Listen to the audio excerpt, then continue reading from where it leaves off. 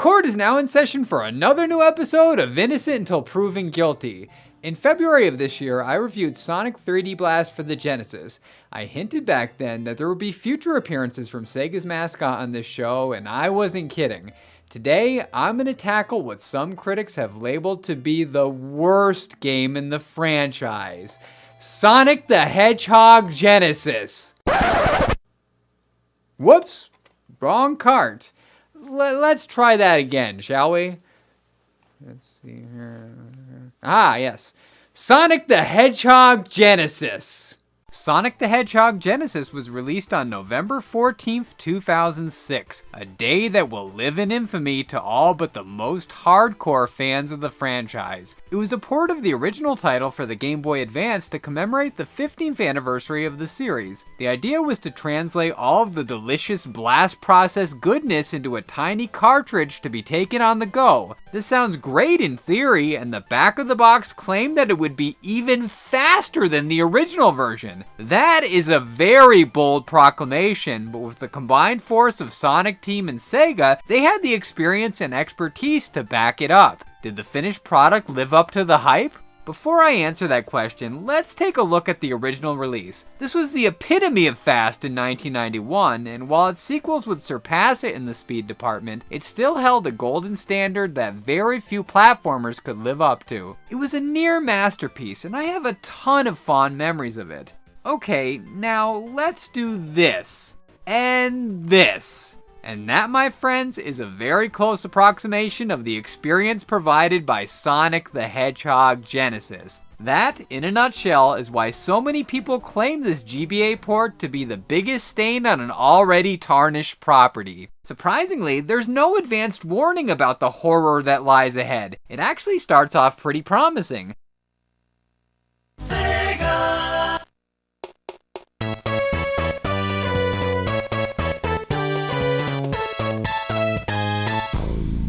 The Presented by Sega credit and the title screen are nearly perfectly ripped from my favorite 16-bit console. Granted, the music has been remixed and it's not as appealing as the tunes that I grew up with, but it's still nostalgia overload. This commemorative edition offers two modes, Original and Anniversary. The Anniversary mode is the supposed main attraction of this package, but I'll address that later. The Original mode is self-explanatory. It's basically this, put on this. Pressing start brings up the familiar Green Hill Zone. Everything seems fine on first glance. In fact, it seems like they did exactly what they set out to do. The graphics are crisp and excellent recreations of what the Mega Drive had to offer. There's more of that remix music, which doesn't have the same charm, but it's alright for what it is.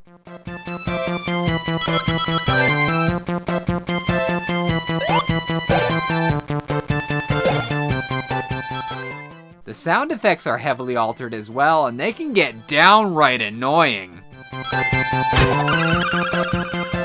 The bonus rounds, Chaos Emeralds, and Robotnik battles are all here. Minus the music and ear-aching sound effects, the overall package upon initial glance appears to be quite a respectable effort. However, after spending more time with it and taking a deeper examination, the problems start to become more apparent. This is definitely Green Hill Zone, but I don't remember ever feeling this cramped. Let's do a comparison. Here's the version we all know and love, and here's the GBA port. Whoa, look at how much the image is cropped. It's tough to see enemies and obstacles except for those that are directly in front of, on top of, or behind the blue speedster, and this gets worse as the levels progress.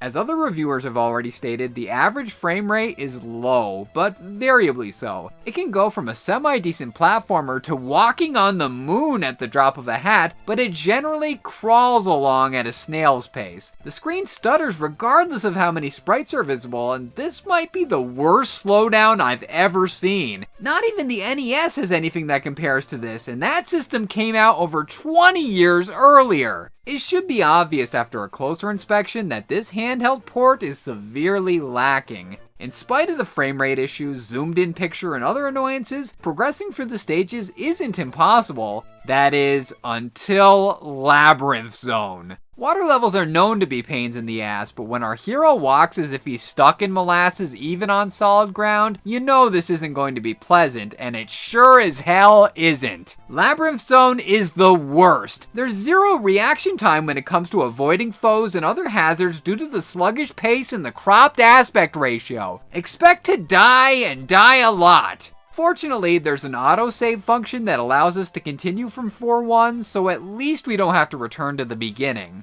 Labyrinth Zone is a major headache, plain and simple. There are many hurdles along the way that can derail even the most skilled players, but none more so than the need for oxygen, and we all know what happens when it runs low.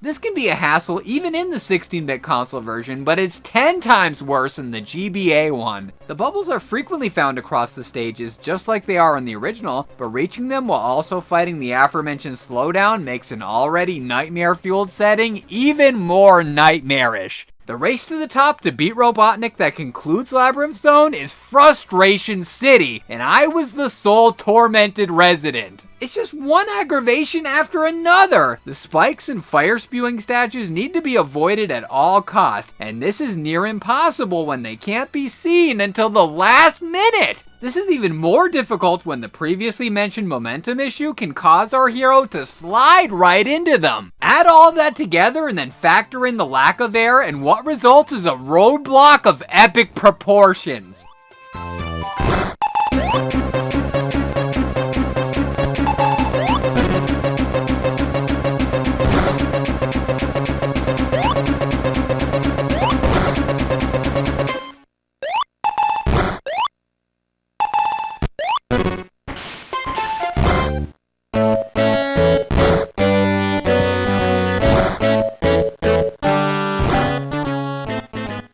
Labyrinth Zone almost made me quit, no joke. I spent over 2 hours trying to get by it, and I was at the end of my rope. In fact, I think I have some footage that perfectly sums up how I felt about it. Roll it!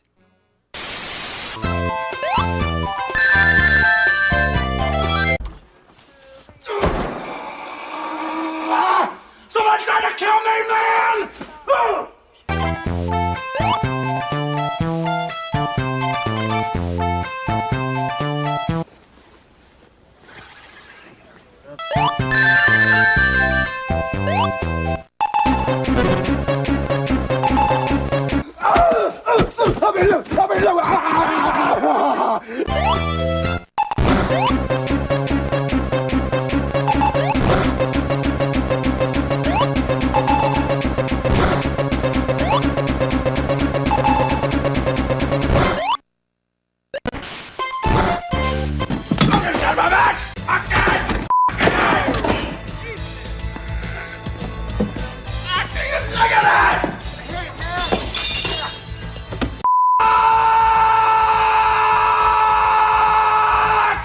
That's visual proof right there of what this game does to people, so I would suggest playing it with caution. Unless you want to start giving amazing, crazy, bonkers performances. If that's the case, then by all means go for it, because this world needs more of that. Asshole! Okay, baby girl! Who sent ya? Who sent ya? Ah, Nick Cage. Best actor ever. Anyway, back to the review. Yes, I nearly gave up at this part, but I decided to give it another try the next day, and sure enough, I got by it. After passing that hellish abyss, it's all downhill in regards to difficulty. Starlight Zone is a bouncy breeze, and Scrap Brain Zone, even with its own underwater section, is a piece of cake comparatively. The final zone is just the Robotnik battle, and it's super easy. Completing the adventure unlocks the jukebox mode, and I guess that's sort of cool, but it's not much of a reward.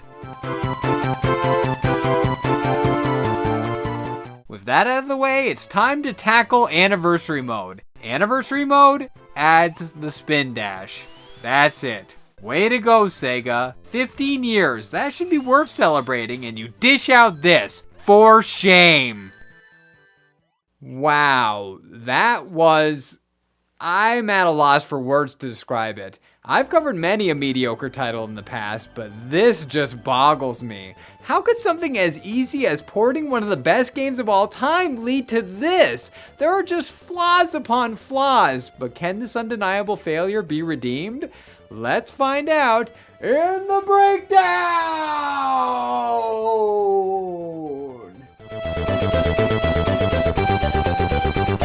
Do I really have to say anything here? Isn't the rest of the video up to this point proof enough that it's guilty? Fine, I'll do a brief summary. The frame rate is crippling, the cropped aspect ratio reduces visibility to near nothingness, the added momentum at the end of the run animation resulted in countless deaths or near deaths, and most importantly of all, Labyrinth Zone. Sega released both this and the infamous 06 to celebrate their mascot's 15th anniversary. That speaks volumes about how they feel about their cash cow property. Do not seek out a copy of this black spot on the company's legacy.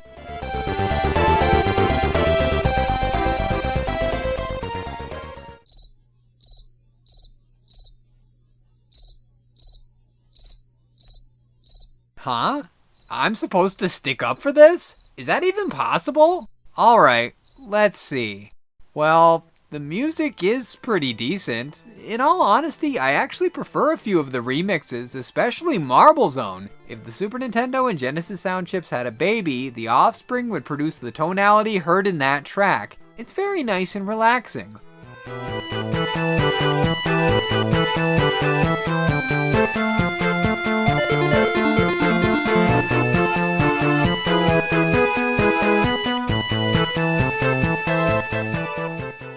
Also, I do appreciate the restart feature, which got me out of a few tricky spots during my session. Besides that, I suppose this could make great practice material for people wanting to improve their platforming skills. I mean, if someone can become a master at this mess, then nothing can stand in their way. That's about the best defense I can offer.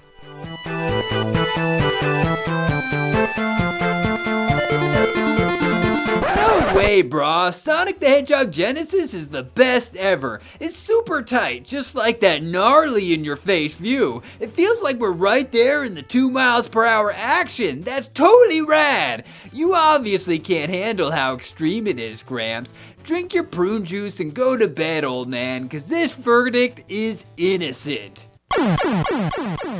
What just happened? Why am I wearing this goofy hat? Did somebody just say that this is innocent? Cause this is hella guilty!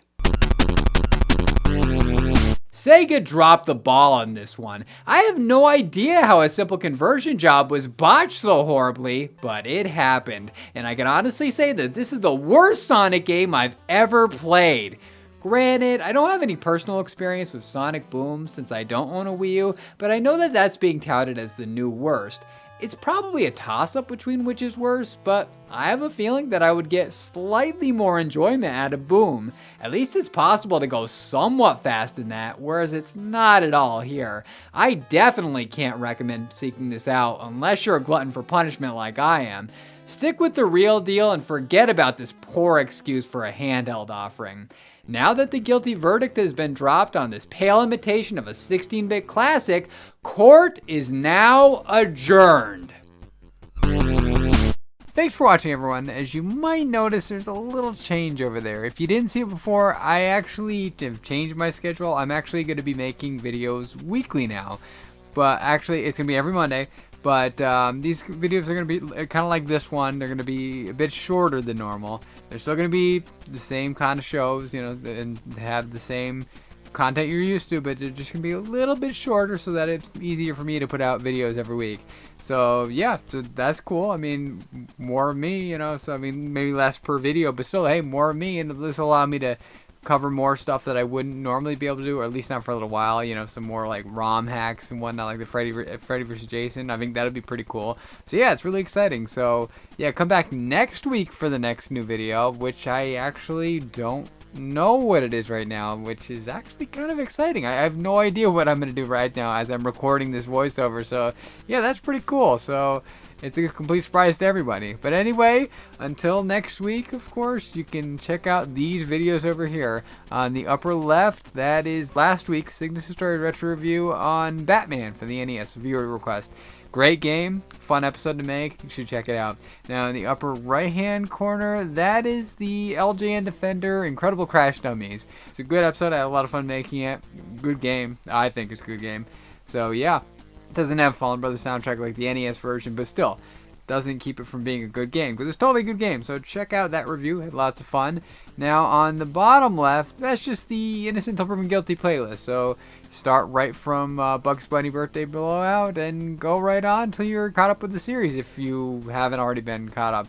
So check that out. You can watch the whole series in order. And of course, anybody who's new to the channel, if you like what you saw, click that red box right there and that'll subscribe you to the channel and you'll be able to keep up to date with all my content. That was easier now because, well, I'll be putting out videos every Monday, so you'll know when to tune in. Come back next week for the next whatever video. So until then, I'll talk to you guys later. Bye-bye.